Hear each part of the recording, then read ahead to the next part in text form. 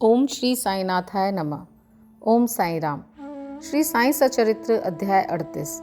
बाबा की हांडी नाना साहेब द्वारा देव मूर्ति की उपेक्षा, नैवेद्य वितरण, छाछ का प्रसाद। गत अध्याय में चावड़ी के समारोह का वर्णन किया गया है। अब इस अध्याय में बाबा की हांडी तथा कुछ अन्य विषयों का वर्णन होगा। प्रस्तावना। हे सद्गुरु साईं, तुम धन्य हो, हम तुम्हें नमन करते हैं। तुमने विश्व को सुख पहुंचाया और भक्तों का कल्याण किया। तुम उदार हृदय हो। जो भक्तगण तुम्हारे अभय चरण कमलों में अपने को समर्पित कर देते हैं, तुम उनकी सदैव रक्षा एवं उद्धार किया करते हो। भक्तों के कल्याण और परित्राण के निमित्त ही तुम अवतार लेते हो। ब्रह्म के सांचे में शुद्ध आत्मा रूपी द्रव्य डाला गया और उसमें से ढलकर जो मूर्ति निकली वही संतों के संत श्री साईं बाबा है। साईं स्वयं ही आत्माराम और चिर आनंद धाम है। इस जीवन के समस्त कार्यों को नश्वर जानकर उन्होंने भक्तों को निष्काम और मुक्त किया। बाबा की हांडी। मानव धर्म शास्त्र में भिन्न भिन्न युगों के लिए भिन्न भिन्न साधनाओं का उल्लेख किया गया है। सतयुग में तप, त्रेता में ज्ञान, द्वापर में यज्ञ और कलयुग में दान का विशेष महात्म्य है। सर्व प्रकार के दानों में अन्नदान श्रेष्ठ है। जब मध्याह्न के समय हमें भोजन प्राप्त नहीं होता तब हम विचलित हो जाते हैं। ऐसी स्थिति अन्य प्राणियों के अनुभव कर जो किसी भिक्षुक या भूखे को भोजन देता है वही श्रेष्ठ दानी है। तैत्तिरीय उपनिषद में लिखा है कि अन्न ही ब्रह्मा है और उसी से सब प्राणियों की उत्पत्ति होती है तथा उससे ही वे जीवित रहते हैं और मृत्यु के उपरांत उसी में लय भी हो जाते हैं। जब कोई अतिथि दोपहर के समय अपने घर आता है तो हमारा कर्तव्य हो जाता है कि हम उसका अभिनंदन कर उसे भोजन कराएं। अन्य दान जैसे धन, भूमि और वस्त्र इत्यादि देने में तो पात्रता का विचार करना पड़ता है, परंतु अन्न के लिए विशेष सोच विचार की आवश्यकता नहीं है। दोपहर के समय कोई भी अपने द्वार पे आए उसे शीघ्र भोजन कराना हमारा परम कर्तव्य है। प्रथमतः लूले, लंगड़े, अंधे या रुग्ण भिखारियों को, फिर उन्हें जो हाथ पैर से स्वस्थ हैं, और उन सभी के बाद अपने संबंधियों को भोजन कराना चाहिए। अन्य सभी की अपेक्षा पंगुओं को भोजन कराने का महत्व अधिक है। अन्नदान के बिना अन्य सब प्रकार के दान वैसे ही अपूर्ण हैं जैसे चंद्रमा बिना तारे, पदक बिना हार, कलश बिना मंदिर, कमल रहित तालाब, भक्ति रहित भजन, सिंदूर रहित सुहागन, मधुर स्वर विहीन गायन, नमक बिना पकवान। जिस प्रकार अन्य भोज्य पदार्थों में दाल उत्तम समझी जाती है, उसी प्रकार समस्त दानों में अन्नदान श्रेष्ठ है। अब देखें कि बाबा किस प्रकार भोजन तैयार कराकर उसका वितरण किया करते थे। हम पहले ही उल्लेख कर चुके हैं कि बाबा अल्पाहारी थे और वे थोड़ा बहुत जो कुछ भी खाते थे वह उन्हें केवल 2 ग्रहों से ही भिक्षा में उपलब्ध हो जाया करता था। परंतु जब उनके मन में सभी भक्तों को भोजन कराने की इच्छा होती थी तो प्रारंभ से लेकर अंत तक संपूर्ण व्यवस्था वे स्वयं करते थे। वे किसी पर निर्भर नहीं रहते थे और न ही किसी को इस संबंध में कष्ट दिया करते थे। प्रथमतः स्वयं बाजार जाकर सब वस्तुएं, अनाज, आटा, नमक, मिर्ची, जीरा, खोपरा और अन्य मसाले आदि वस्तुएं नगद दाम देकर खरीद लाया करते थे। यहाँ तक कि पीसने का कार्य भी वे स्वयं ही किया करते थे। मस्जिद के आंगन में ही एक भट्टी बनाकर उसमें अग्नि प्रज्वलित करके हांडी के ठीक नाप से पानी भर देते। हांडी 2 प्रकार की थी, एक छोटी और दूसरी बड़ी। एक में 100 और दूसरे में 500 व्यक्तियों का भोजन तैयार हो सकता था। कभी वे मीठे चावल बनाते और कभी मांस मिश्रित चावल पुलाव बनाते थे। कभी कभी दाल और मुटकुले भी बना लेते थे।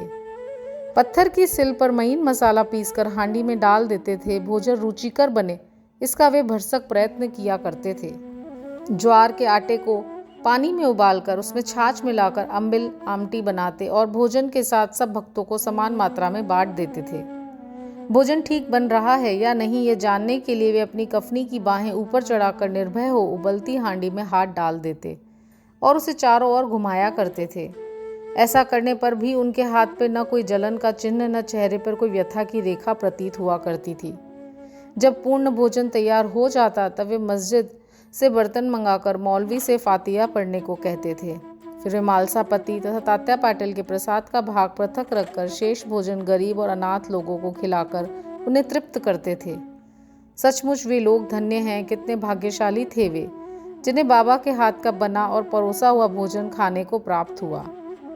यहाँ कोई ये शंका कर सकता है कि क्या वे शाकाहारी और मांसाहारी भोज्य पदार्थों का प्रसाद सभी को बांटा करते थे? इसका उत्तर बिल्कुल सीधा और सरल है। जो लोग मांसाहारी थे उन्हें हांडी में से दिया जाता था, शाकाहारियों को उसका स्पर्श तक न होने देते थे। न कभी उन्होंने किसी को मांसाहार का प्रोत्साहन ही दिया और न ही उनकी आंतरिक इच्छा थी कि किसी को उनके सेवन की आदत लग जाए। यह एक अति पुरातन अद्भुत नियम है कि जब गुरुदेव प्रसाद वितरण कर रहे हों तभी यदि शिष्य उनके ग्रहण करने में शंकित हो जाए तो उसका अधःपतन हो जाता है।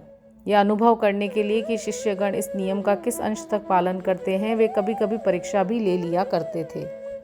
उदाहरणार्थ, एक एकादशी के दिन उन्होंने दादा केलकर को कुछ रुपए देकर कुछ मांस खरीद के लाने को कहा। दादा केलकर पूरे कर्मकांडी थे और प्राय सभी नियमों का जीवन में पालन किया करते थे। उनकी ये दृढ़ भावना थी कि द्रव्य, अन्न और वस्त्र इत्यादि गुरु को भेंट करना पर्याप्त नहीं है। केवल उनकी आज्ञा ही शीघ्र कार्यान्वित करने से वे प्रसन्न हो जाते हैं। यही उनकी दक्षिणा है। दादा शीघ्र कपड़े पहनकर एक थैला लेकर बाजार जाने के लिए उद्यत हो गए। तब बाबा ने उन्हें लौटा लिया और कहा कि तुम न जाओ, अन्य किसी को भेज दो। तब दादा ने अपने नौकर पांडु को इस कार्य के निमित्त भेजा। उसको जाते देखकर बाबा ने उसे भी वापस बुलाने को कहकर यह कार्यक्रम स्थगित कर दिया। ऐसे ही एक अन्य अवसर पर उन्होंने दादा से कहा कि देखो तो नमकीन पुलाव कैसा पका है।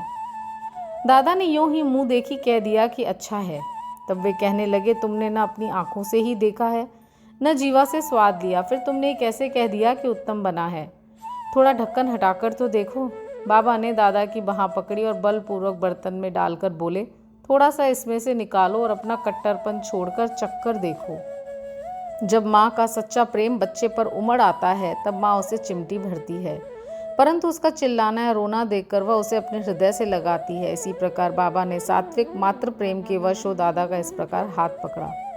यथार्थ में कोई भी संत या गुरु कभी भी अपने कर्मकांडी शिष्य को वर्जित भोज्य के लिए आग्रह कर अपनी अपकीर्ति कराना पसंद न करेगा। इस प्रकार यह हांडी का कार्यक्रम सन 1910 तक चला और फिर स्थगित हो गया। जैसा पूर्व में उल्लेख किया जा चुका है कि दासगणों ने अपने कीर्तन द्वारा समस्त बंबई प्रांत में बाबा की अधिक कीर्ति फैलाई। फलतः इस प्रांत से लोगों के झुंड शिरडी को आने लगे और थोड़े ही दिनों में शिरडी पवित्र तीर्थ क्षेत्र बन गया। भक्तगण बाबा को नैवेद्य अर्पित करने के लिए नाना प्रकार के स्वादिष्ट भोजन लाते थे, जो इतनी अधिक मात्रा में एकत्र हो जाता था कि फकीरों और भिखारियों को संतोषपूर्वक भोजन कराने पर भी बच जाता था। नैवेद्य वितरण करने की विधि का वर्णन करने से पूर्व हम नाना साहेब चांदोरकर की उस कथा का वर्णन करेंगे जो स्थानीय देवी देवताओं और मूर्तियों के प्रति बाबा की सम्मान भावना की द्योतक है। नाना साहेब द्वारा देव मूर्ति की उपेक्षा। कुछ व्यक्ति अपनी कल्पना के अनुसार बाबा को ब्राह्मण तथा कुछ उन्हें यवन समझा करते थे, परंतु वास्तव में उनकी कोई जाति न थी। उनकी और ईश्वर की केवल एक जाति थी। कोई भी निश्चय पूर्वक यह नहीं जानता था कि वे किस कुल में जन्मे और उनके माता पिता कौन थे। फिर उन्हें हिंदू या यवन कैसे घोषित किया जा सकता है? यदि वे यवन होते तो मस्जिद में सदैव धूनी और तुलसी वृंदावन ही क्यों लगाते और शंख, घंटे तथा अन्य संगीत वाद्य क्यों बजने देते? हिंदुओं की विविध प्रकार की पूजाओं को क्यों स्वीकार करते? यदि सचमुच यवन होते तो उनके कान क्यों छिदे होते तथा वे हिंदू मंदिरों का स्वयं जीर्णोद्धार क्यों करवाते? उन्होंने हिंदुओं की मूर्तियों तथा देवी देवताओं की जरा सी भी उपेक्षा कभी सहन न की। एक बार नाना साहेब चांदोरकर अपने साडू साली के पति श्री बिनीवली के साथ शिरडी आए। जब वे मस्जिद में पहुंचे, बाबा वार्तालाप करते अनायास ही क्रोधित होकर कहने लगे कि तुम दीर्घ काल से मेरे सानिध्य में हो, फिर भी ऐसा आचरण क्यों करते हो? नाना साहब प्रथमतः इन शब्दों का कुछ भी अर्थ न समझ सके, अतः उन्होंने अपना अपराध समझाने की प्रार्थना की।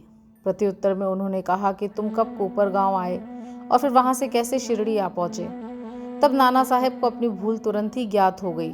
उनका यह नियम था कि शिरडी आने से पूर्व कोपर गांव में गोदावरी के तट पर स्थित श्री दत्त का पूजन किया करते थे, परंतु रिश्तेदार के दत्त उपासक होते हुए भी इस प्रकार विलंब होने के भय से उन्होंने उनको भी दत्त मंदिर में जाने से हतोत्साहित किया और वे दोनों सीधे शिरडी चले आए। अपना दोष स्वीकार कर उन्होंने कहा कि गोदावरी स्नान करते समय पैर में एक बड़ा कांटा चुभ जाने के कारण अधिक कष्ट हो गया था। बाबा ने कहा यह तो बहुत छोटा सा दंड था और उसे भविष्य में ऐसे आचरण के लिए सदैव सावधान रहने की चेतावनी दी। नैवेद्य वितरण। अब हम नैवेद्य वितरण का वर्णन करेंगे। आरती समाप्त होने पर बाबा से आशीर्वाद तथा उद्धि प्राप्त कर जब भक्तगण अपने अपने घर चले जाते तब बाबा पर्दे के पीछे प्रवेश कर निम्बर के सहारे पीठ टेक कर भोजन के लिए आसन ग्रहण करते थे। भक्तों की 2 पंक्तियां उनके समीप बैठा करती थी। भक्तगण नाना प्रकार के नैवेद्य पेड़े, मांडे, पेड़ा, बर्फी, बासुंदी, उपमा, सांझा, अम्बे मोहर, भात इत्यादि थाली में सजा सजा कर लाते और जब तक वे नैवेद्य स्वीकार न कर लेते तब तक भक्तगण बाहरी प्रतीक्षा किया करते थे। समस्त नैवेद्य एकत्र कर लिया जाता तब वे स्वयं ही भगवान को नैवेद्य अर्पण कर स्वयं ग्रहण करते थे। उसमें से कुछ भाग बाहर प्रतीक्षा करने वालों को देकर शेष भीतर बैठे भक्त पा लिया करते थे। जब बाबा सबके मध्य में आ विराजते तब दोनों पंक्तियों में बैठे हुए भक्त तृप्त होकर भोजन किया करते थे। बाबा प्राय श्यामा और निमोणकर से भक्तों को अच्छी तरह भोजन कराने और प्रत्येक की आवश्यकता का सावधानी पूर्वक ध्यान रखने को कहते थे। वे दोनों भी इस कार्य को बड़ी लगन और हर्ष से करते थे। इस प्रकार प्रत्येक ग्रास भक्तों को पोषक और संतोषदायक प्राप्त होता था। कितना मधुर, पवित्र, प्रेम रसपूर्ण भोजन था वह, सदा मांगलिक और पवित्र।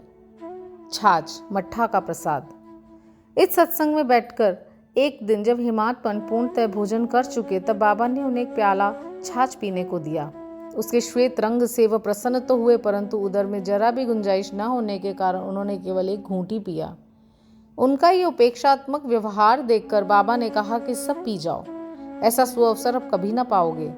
तब उन्होंने पूरी छाछ पी ली थी, किंतु उन्हें बाबा के सांकेतिक वचनों का मर्म शीघ्र ही विदित हो गया, क्योंकि इस घटना के थोड़े दिनों के पश्चात ही बाबा समाधिस्थ हो गए। पाठकों, अब हमें अवश्य हिमातपन के प्रति कृतज्ञ होना चाहिए, क्योंकि उन्होंने तो छाछ का प्याला पिया परंतु वे हमारे लिए यथेष्ट मात्रा में श्री साईं लीला रूपी अमृत दे गए। आओ हम उस अमृत के प्याले को पीकर संतुष्ट और सुखी हो जाएं। श्री सद्गुरु साईनाथार्पण मस्तु। शुभम भवतु। ओम साई राम।